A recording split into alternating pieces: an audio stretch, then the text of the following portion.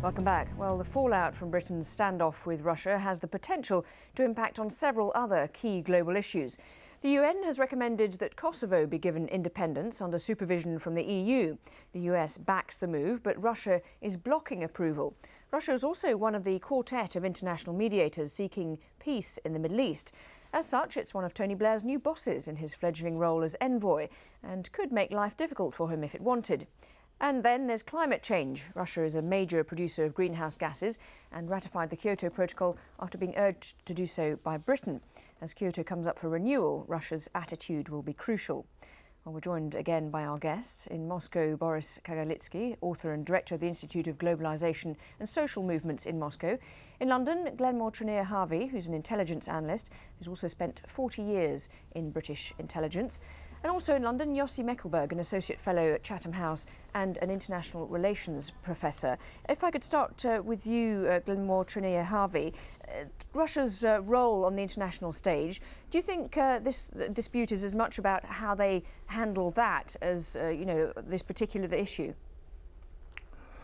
Well, I certainly agree with Mr. Kagarlitsky that the Kremlin probably didn't want this to happen and didn't want it to happen now. They will understandably be annoyed because one of the things we've seen with Vladimir Putin, he does like to choose his own ground and take his own initiatives. And there is another impact which does have to do with the upcoming presidential elections. I mentioned earlier the Siloviki. We have surrounding Vladimir Putin people like the Deputy Prime Minister Sergei Ivanov, who was the Minister of Defense, and before that head of the FSB, Nikolai Patrushev, the head of the FSB currently. All of these and other members of the Siloviki are very, very close. And they see things through what I would call the old Soviet approach, the need to regain for Mother Russia the strength that it once had, the respect that it once had. And I think it is that need for respect and not to be talked down to by the sole superpower or snapped at the heels by Europe that motivates what Putin is doing currently and what whoever his successors might be will wish to continue doing. Boris Kagarlitsky, what do you make of that? Trying to sort of regain that strength and respect. What's your take on it? Definitely, it's very important for Russian foreign policy. And in a way, I think it's even more important for Russian domestic policy that Russian leadership is trying to regain some respect internationally and to show to the public that it did succeed in regaining some international respect. And I think the second aspect is even more important than the first one. Though I think in a certain sense, it's not exactly right that Soviet leadership sees things in the traditional Cold War sort of way. There are dramatic changes in the way Russian leaders think now. Ironically, however, I think that the society still very much sees things in a very traditional Cold War way, and this is a big difference. Okay, Yossi Mekelberg, we mentioned there the business about Tony Blair's role as Middle East envoy, and that Russia theoretically could make it difficult for him. What's your view on that? Well, first of all, Russia is trying to, over the last 15-16 years, to assert itself back into the international community, into a place. And it's not only hurt what happened at the end of the Cold War, its position, but also its pride. And in a sense, what Putin is trying to do under his presidency is to relocate Russia in the center of international activity and international influence. Now, one of the major issues in international affairs is the one in the Middle East and the role. We know that the quartet is made of the European Union, the United Nations, Russia, and the United States. Is trying to bring peace in the Middle East, but not with great success. And every one of the members within the quartet is trying to influence. Now it's a position, now that Tony Blair was appointed as special envoy, to have some influence. And by complete coincidence, it's the former Prime Minister of the United Kingdom where there is a crisis with Russia.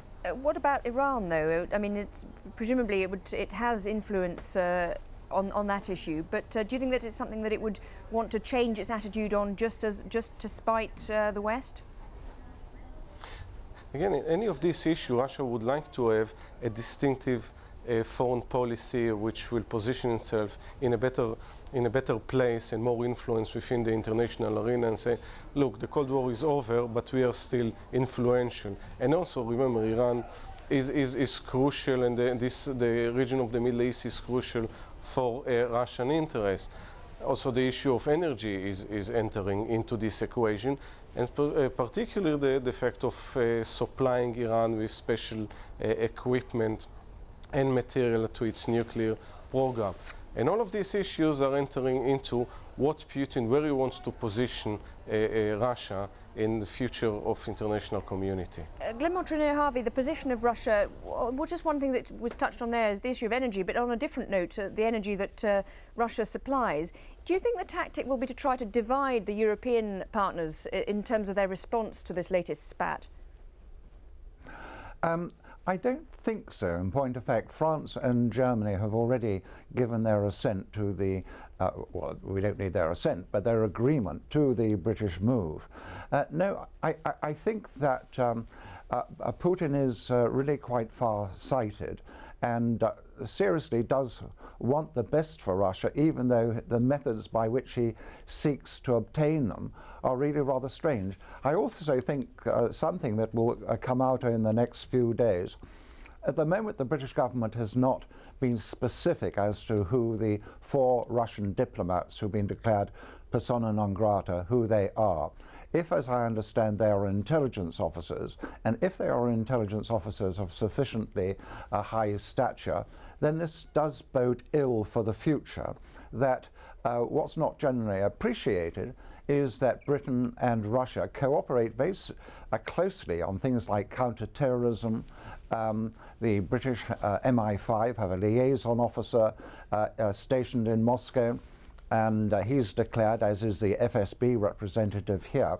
But all of this is happening against a background where there's something like 37 Russian intelligence officers operating outside of the embassy, from the GRU, the SVR, the Foreign Intelligence Agency, and the FSB, and heaven knows how many illegals within the 250,000 Russians who are in London. So it is against this background that Putin might hope to attempt to influence, as he did in the recent G8 meetings, but he's up against an awful lot of people.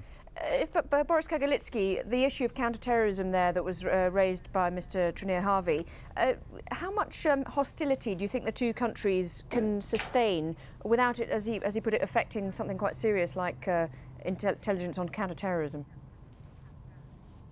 Well, I think the general mood in both countries and in the elites of both countries is that these things shouldn't go too far.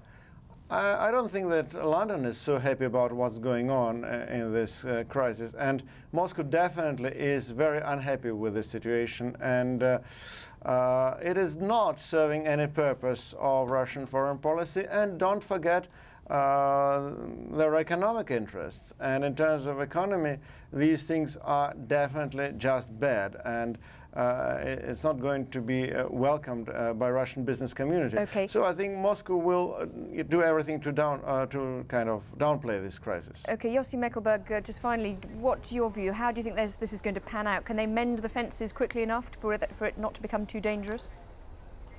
There is always the risk that will be miscalculated escalation on both sides, and there will be tit for tat that will get out of hand.